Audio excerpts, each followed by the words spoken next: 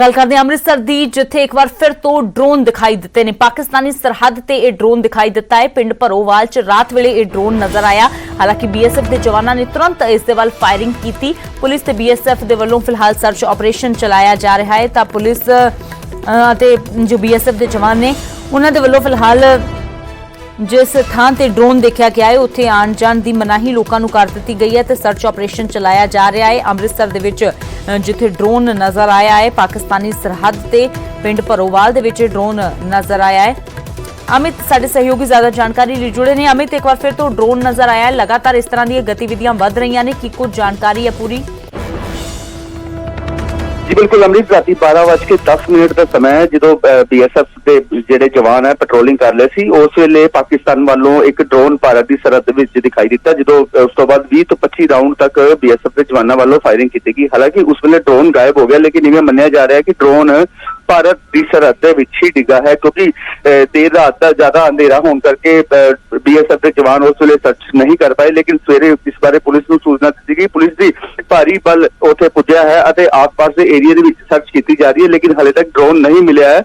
लेकिन काफी पहली बार जो ड्रोन नहीं भारत की सरहद में देखा गया। इस तो पहला भी बीएसएफ के अलग अलग बीओपीआं के जो ड्रोन देखने को मिले थे। यह जो ड्रोन मैं दसना चाहवागा अपने दर्शकों को कि ड्रोन अटारी बॉर्डर के नाल जिहड़ा बिल्कुल लगता पिंड है राजाताल, उस दे नाल ही भरोवाल पिंड पैंदा है। उत्थों दी यह घटना है जिथे देर रात ड्रोन देखा गया है।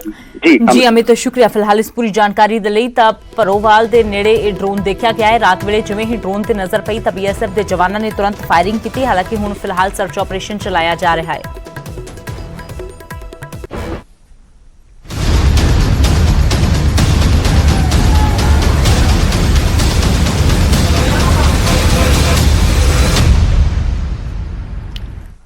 तो गल करते हैं हुण किसान जाब्ते दी, जिस दे उपर विवाद खड़ा हो गया है। दरअसल किसान जथेबंदी उगराहां दे वल्लों कहा गया है कि असीं सिर्फ बीजेपी का विरोध करांगे, बाकी पार्टियां नूं असीं उस कैटेगरी दे विच नहीं रखांगे।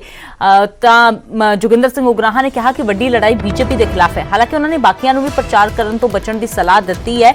32 किसान जथेबंदियां ने वड्डियां रैलियां तो सारियां ही पार्टियां नूं बचण दी सलाह दित्ती है, फिर चाहे वह अकाली दल होवे, आम आदमी पार्टी, कांग्रेस या फिर बीजेपी। पर जोगिंदर सिंह उगराहां ने कहा है कि साडी वड्डी लड़ाई बीजेपी के खिलाफ है, इसलिए असीं सिर्फ बीजेपी का विरोध करांगे, बाकियां नूं असीं इस कैटेगरी च नहीं रखदे। ਉਹਨਾਂ ਦੇ ਵਿੱਚ ਅਸੀਂ बीजेपी ਦਾ ਪੰਜਾਬ ਦੇ ਵਿੱਚ पूरा विरोध करांगे। जिथे भी आउणगे ਉਹਨਾਂ ਨੂੰ ਵੜਨ ਨਹੀਂ ਦੇਵਾਂਗੇ, ਪਿੰਡਾਂ 'ਚ ਉਹਨਾਂ ਨੂੰ ਘਰਾਓ ਵੀ ਕਰਾਂਗੇ ਉਹਨਾਂ ਦੇ, ਕਿਉਂਕਿ बीजेपी ਦੀ ਸਰਕਾਰ ਕੇਂਦਰ ਦੇ ਵਿੱਚ ਹੈ। ਕੇਂਦਰ ਸਰਕਾਰ 3 ਕਾਲੇ ਕਾਨੂੰਨ ਵਾਪਸ ਨਹੀਂ ਲੈ ਜੀ। ਇਹ ਵਿਰੋਧ 'ਚੋਂ बीजेपी ਨੂੰ ਅਸੀਂ ਇਸ ਨਿਸ਼ਾਨੇ ਤੇ ਰੱਖਾਂ।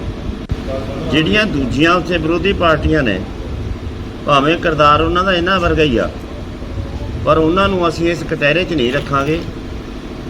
ਉਹਨਾਂ ਦੀਆਂ ਚੋਣ ਰੈਲੀਆਂ ਦੇ ਵਿੱਚ ਬਾਈਕਾਟ ਕਰਨ ਦਾ ਸੱਦਾ ਦੇਵਾਂਗੇ ਤੇ ਉਹ ਜਿੰਨਾ ਚਿਰ ਮੋਰਚੇ ਫਤਿਹ ਨਹੀਂ ਹੁੰਦੇ ਉਹਨਾਂ ਚਿਰ ਤੱਕ ਉਹ ਚੋਣ ਰੈਲੀਆਂ ਨਾ ਕਰਨ। ਇਹ ਗੱਲ ਵੀ ਅਸੀਂ ਪਿੰਡਾਂ ਦੀਆਂ ਸੱਥਾਂ 'ਚ ਕਹਾਂਗੇ। उधर अकाली दल के आगू महेशिंद्र सिंह ग्रेवाल ने जोगिंदर सिंह उगराहां के उस बयान का स्वागत किया है जिस विच उन्हां सिर्फ बीजेपी के विरोध की गल आखी है। इस दे नाल ही उन्हां 32 जथेबंदियां वल्लों रैलियां ते लाई पाबंदी ते भी इशारियां च सवाल खड़े किए ने। मैं समझदा कि उन्हां दा बयान बहुत धरती नाल जुड़िया हुआ बयान है, सच्चाई वाला बयान है।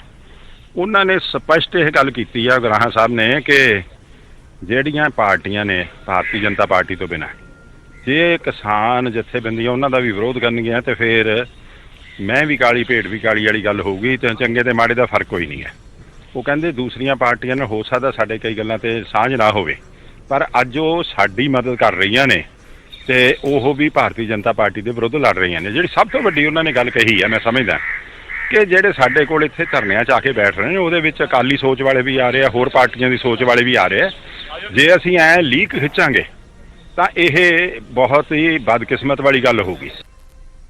एक राजनीतिक धिरां नूं जिन्हां ने वख-वख मसले उठाने, अज बेरोजगार नौजवान का भी मसला चल रहा है, मुलाजमां का भी मसला चल रहा है, दलितां का भी मसला चल रहा है, किसानी के कर्जे की भी गल चल रही हैगी है। तो ये सारियां गल्लां फिर जे पोलीटिकल बंदे आके स्टेजां ते नहीं करनगे, किसी तरह ये इस गल की भिणक दिंदा है ਕਿ ਇਹ ਜਿਵੇਂ ਸਰਕਾਰ ਨੂੰ ਬਚਾਉਣ ਦਾ ਯਤਨ ਹੈ ਇਹਦੇ ਇਸ ਫੈਸਲੇ ਨਾਲ, ਕਿਉਂਕਿ ਜਦ ਪੋਲੀਟੀਕਲ ਪਾਰਟੀਆਂ ਚੁੱਪ ਕਰਨਗੀਆਂ ਤਾਂ ਫਾਇਦਾ ਸਰਕਾਰ ਨੂੰ ਹੋਣਾ। ਤੇ ਸਭ ਤੋਂ ਵੱਡੀ ਗੱਲ ਹੈ ਜਿਹੜੀ ਕਿ ਸਰਕਾਰ ਤੇ ਪਾਬੰਦੀ ਹੋਈ ਨਹੀਂ, ਉਹ ਫੰਕਸ਼ਨ ਕਰੀ ਜਾ ਰਿਹਾ।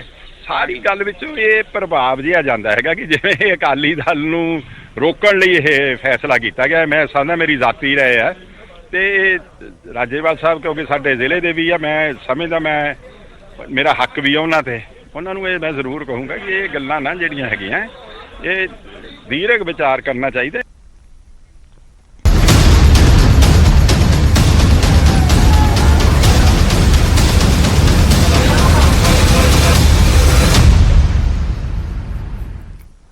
ਤੇ ਹੁਣ ਨਵਜੋਤ ਸਿੰਘ ਸਿੱਧੂ ਦੀ ਗੱਲ ਕਰਦੇ ਹਾਂ, ਜਿਨ੍ਹਾਂ ਸੀਐਮ ਕੈਪਟਨ ਅਮਰਿੰਦਰ ਸਿੰਘ ਨੂੰ ਪੱਤਰ ਲਿਖਿਆ ਹੈ ਤੇ ਪੱਤਰ ਦੇ ਵਿੱਚ ਕਿਸਾਨਾਂ ਦੀਆਂ ਮੰਗਾਂ ਤੇ ਕਦਮ ਚੁੱਕਣ ਦੀ ਅਪੀਲ ਕੀਤੀ ਹੈ। ਸਿੱਧੂ ਨੇ ਕਿਹਾ ਕਿ ਕਿਸਾਨਾਂ ਤੇ ਦਰਜ ਗਲਤ ਮੁਕੱਦਮੇ ਰੱਦ ਹੋਣ ਤੇ ਸੂਬੇ ਵਿੱਚ ਐਮਐਸਪੀ ਦਾ ਦਾਇਰਾ ਵਧਾਇਆ ਜਾਵੇ। ਸਿੱਧੂ ਨੇ ਕਿਹਾ ਕਿਸੇ ਵੀ ਕੀਮਤ ਤੇ ਖੇਤੀ ਕਾਨੂੰਨ ਲਾਗੂ ਨਾ ਹੋਣ ਦਿੱਤੇ ਜਾਣ। ਤਾਂ ਨਵਜੋਤ ਸਿੰਘ ਸਿੱਧੂ ਦੇ ਵੱਲੋਂ ਇਹ ਪੱਤਰ ਕੈਪਟਨ ਅਮਰਿੰਦਰ ਸਿੰਘ ਨੂੰ ਲਿਖਿਆ ਗਿਆ ਹੈ। ਆਪਣੇ ਪੱਤਰ ਦੇ ਵਿੱਚ ਸਿੱਧੂ ਨੇ ਕੀ ਕੁਝ ਲਿਖਿਆ ਹੈ ਉਹ ਵੀ ਤੁਹਾਨੂੰ ਦੱਸਦੇ ਹਾਂ।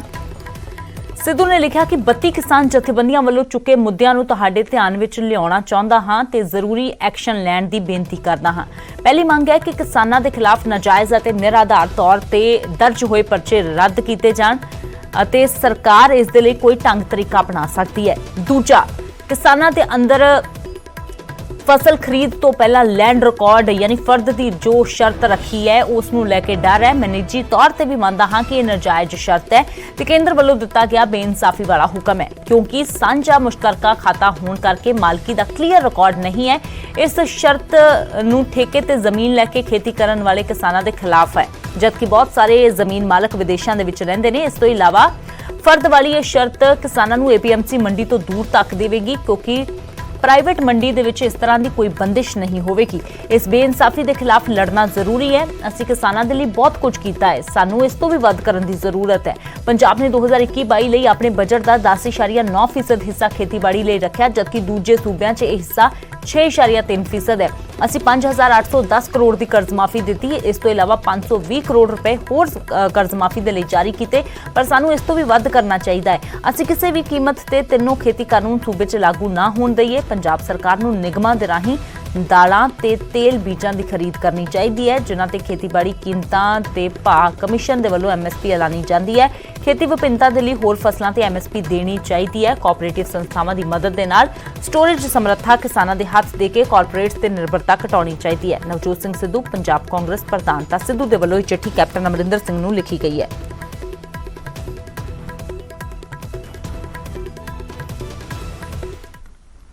ਤੇ ਉਧਰ ਅਕਾਲੀ ਦਲ 17 ਸਤੰਬਰ ਨੂੰ ਕਾਲਾ ਦਿਵਸ ਮਨਾਉਣ ਜਾ ਰਿਹਾ ਹੈ, ਕਿਉਂਕਿ ਇਸ ਦਿਨ ਹੀ ਕਾਲੇ ਕਾਨੂੰਨ ਜੋ ਹੈ ਉਹ ਲਾਗੂ ਕੀਤੇ ਗਏ। ਪਰ ਅਕਾਲੀ ਦਲ ਵੱਲੋਂ ਕਾਲਾ ਦਿਵਸ ਮਨਾਉਣ ਤੇ ਆਮ ਆਦਮੀ ਪਾਰਟੀ ਦੇ ਵੱਲੋਂ ਵਾਰ ਕੀਤਾ ਗਿਆ ਹੈ।